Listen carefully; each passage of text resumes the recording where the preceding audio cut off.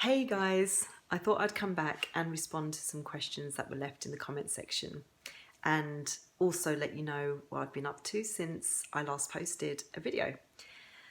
So, I've been away on a little trip to Wales for 5 days. That's my first trip in over 6 years away from like the house.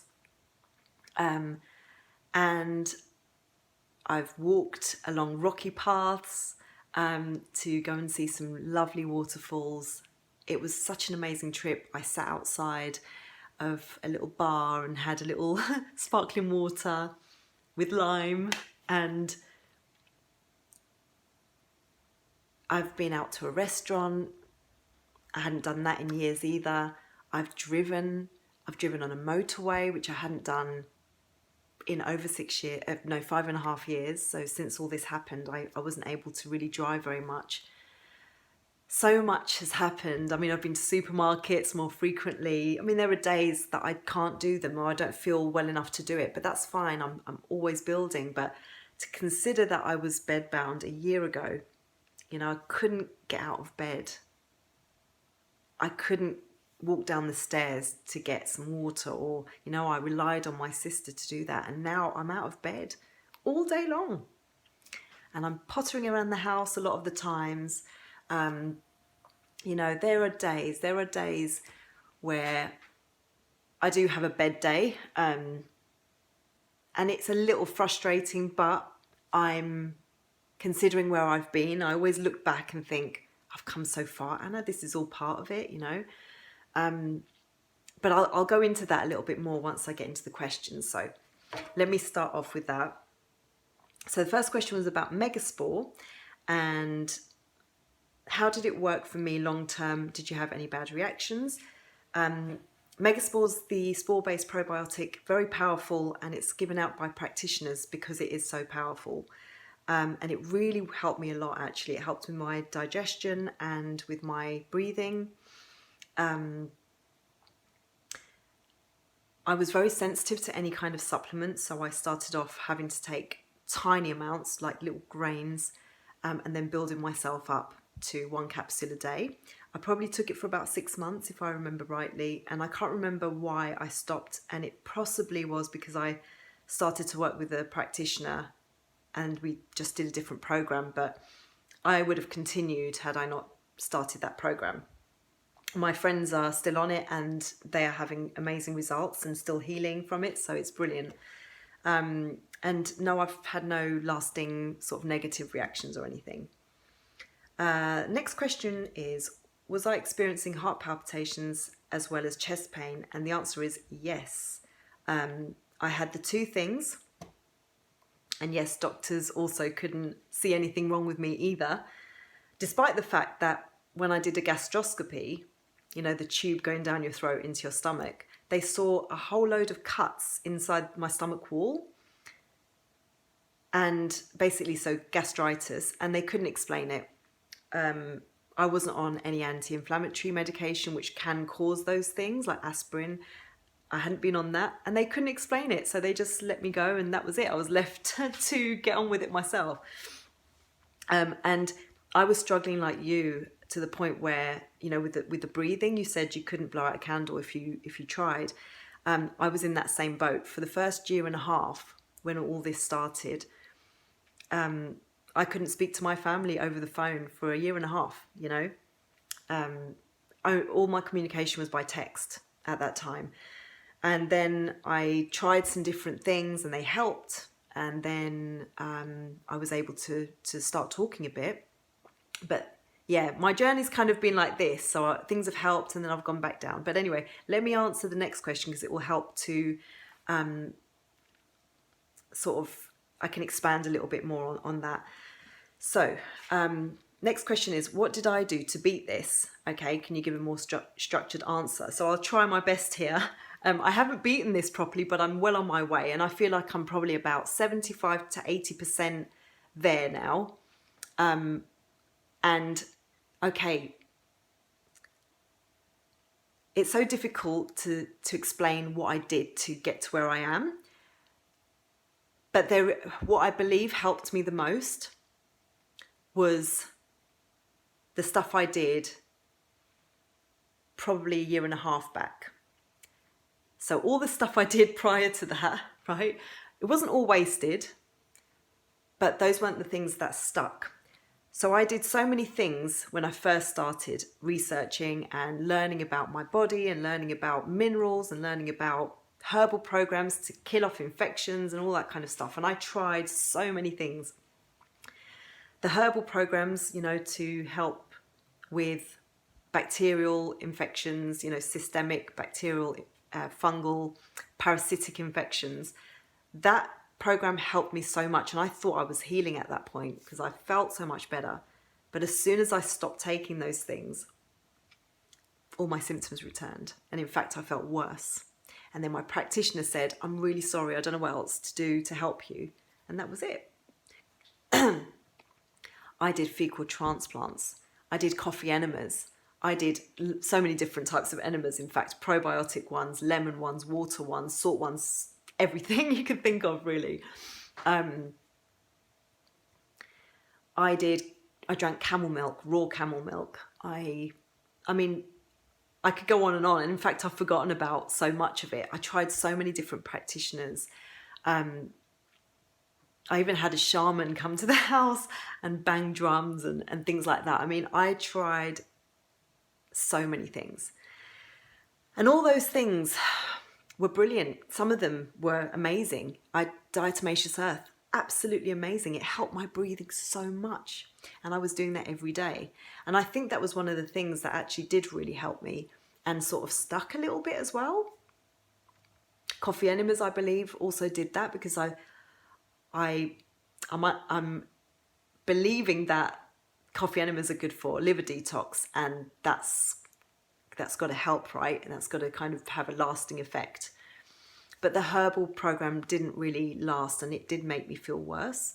And I believe it could be because it was killing off some good bacteria too, because I was using oregano oil. It's a very powerful antimicrobial,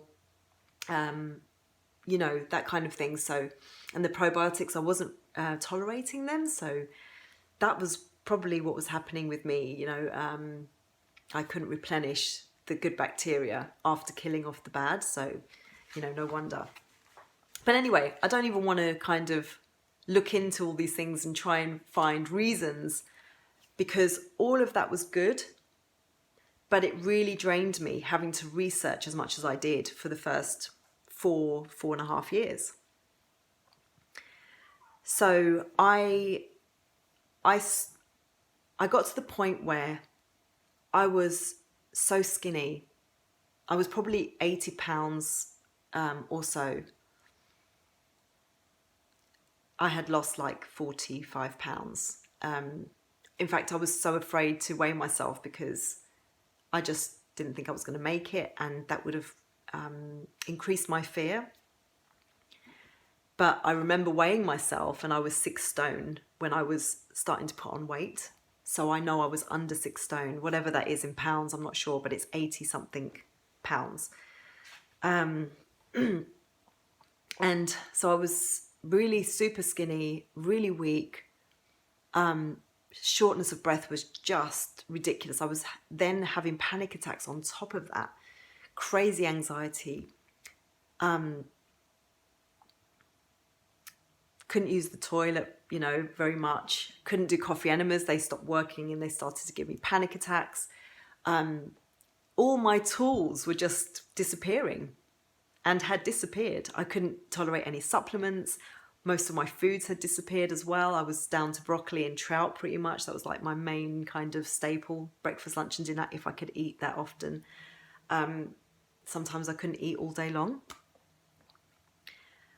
Yeah, it was pretty dire. And it was only at that point where I basically said, I've had enough. I give up. I can't do this anymore.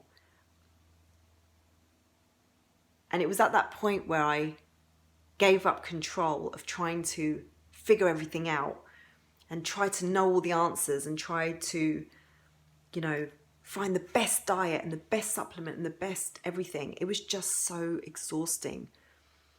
And it was at that point when I gave up that control where different things started coming to me, I was made aware of this brain training program. And I decided to give that a go because it was something different that I hadn't tried before properly. Faster EFT was another thing. I also was made aware of this app called The Meaning of Life by Ashok Gupta. Sorry about the cat, he's meowing. It was a 30-day program, and you go through each day listening to a different video, doing a different meditation, and there's some exercises with some questions asking for you to reflect on the video you've just watched. I did that religiously every day. Maybe not the meditations. I struggled with meditations. A lot of meditations ask you to take a deep breath and all of that. And actually, I didn't want to focus on my breath because it was giving me so much trouble. But despite that, I was still benefiting from these videos. And I did what I could. And actually, Ashok Gupta's motto is, do your best, leave the rest. And so I went with that. So those things were the things that actually made the difference. And each day, even if they were just tiny little things that I was able to achieve, I could see myself achieving those things, and I was focusing on trying to achieve all the little things, like being able to sit up on the side of the bed. That was an achievement. And I'd even write it down in my journal. I sat up on the side of bed today. I walked to the window today, right? That's like probably 1.5 meters to 2 meters distance from the bed. When I could do that, I was just so grateful. I was able to stand there for 30 seconds. I'd write that down. Every little thing I did, I wrote it down. The next day, I might have not been able to leave the bed. And I would say, today, I managed to stay upbeat, I managed to eat one meal, yay, it was better than not eating at all, right? And if I didn't eat, fine, I'd find something else, but it was always focusing on what I was able to achieve. That was the main gist of the brain retraining program. It was to stop thinking like a sick person, because you're just perpetuating that state. And I didn't want to do that anymore. And I knew that everything I was reading about this brain retraining was making sense to me. I read parts of the book of Dr. Joe Dispenza, Breaking the Habit of Being Yourself. I read parts of Dr. Norman Doidge, The Brain That Changes Itself. I listened to, loads of YouTube videos talking about brain retraining. I did exercises, brain retraining exercises, just little fun games online. There's like peak training, there's Luminosity, there's all these apps that you can just download on your phone, and they're free, and you can just practice them each day, and it's helping to rewire your brain.